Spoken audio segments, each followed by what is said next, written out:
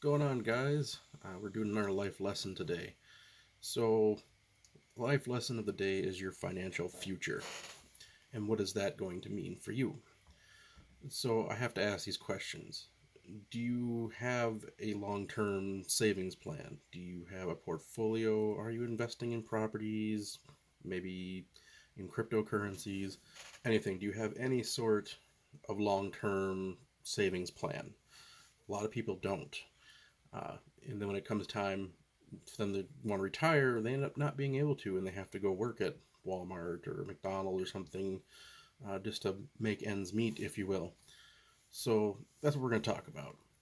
So my first big point I'd have to say would have to be you want to be saving 10% of your income into either a savings account, a long term portfolio, whether it be stocks or crypto or something else, um, you want to do something like that so that you can plan ahead. And if you do that, by the time you're ready for retirement, or even maybe even sooner, depending on how well you've saved, because 10% is just a baseline, right? It's not like you minimum you can do. You can do more if you can afford to do more, and I encourage it.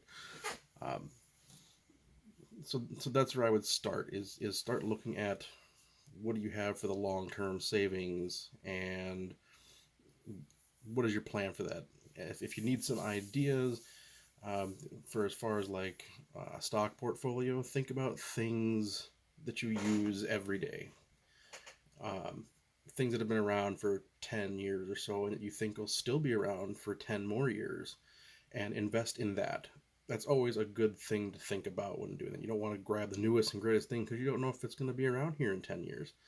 Who's to say that, you know, let's say, for example, of Snapchat when it first came out, did you really think it was going to be as big as it is now when it first came out? No, most people were kind of scared of it. And as far as being an investment, and those who jumped on the bandwagon, well, they got pretty lucky. But you still don't know. It hasn't quite been long enough to know if that company's going to be around for the next 5 to 10 years. We can certainly hope. Um, we never want to see a business fail. So that's what I would start with. Start thinking about those kind of things, and then start planning those deposits and try. You can even do it as a little trial run for yourself to see how it would be if you put that 10% away. Just put it somewhere out of the sight, out of mind, and if you see that it's not constraining you, then I would encourage you to start looking at making that a permanent life change. It would be your benefit, and in 20 years that could be worth a whole lot more if you're consistent with it. Um, and so on that note, I'm going to touch a little bit into the crypto thing because it's pretty big. I mean, even myself, I'm into it. Um, I wouldn't recommend that as something for brand new investing for like a long term thing because it's very volatile. You're looking at swings that can hit 20% in a day, whether up or down. So I would exercise a degree of caution when it comes to that. And if you do, stick to the big ones that they're out there. And I don't mean things like Dogecoin, um, and like that's just it's a junk coin. I mean, honestly, believe it's great if you're experienced and you can play the swings on it, but it's not something I would say is a long term, uh, investment. Things like Bitcoin, Ethereum, um, even to some degree Litecoin in that regard. I mean, that's been around a while. And there's a few others out there. There's very small a number that are actually like long-term stable coins, um, and you got to be careful with that because, like I said, it's very volatile and the prices can fluctuate heavy. If you can't handle, depending on your size of your investment, a 20% swing, which on 100 grand, that's 20 grand that can swing up and down depending on what you have. So that's why I say you got to be real careful on that.